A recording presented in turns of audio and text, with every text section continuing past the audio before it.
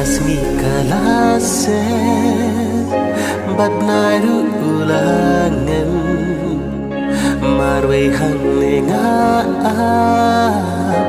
ba ito wan punten kumpor balale sa sisin bapinga kwa ba pinchay no nangaban imngam la hajing hong bri chong nga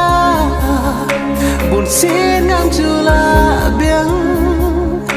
ki jing bak la chong nga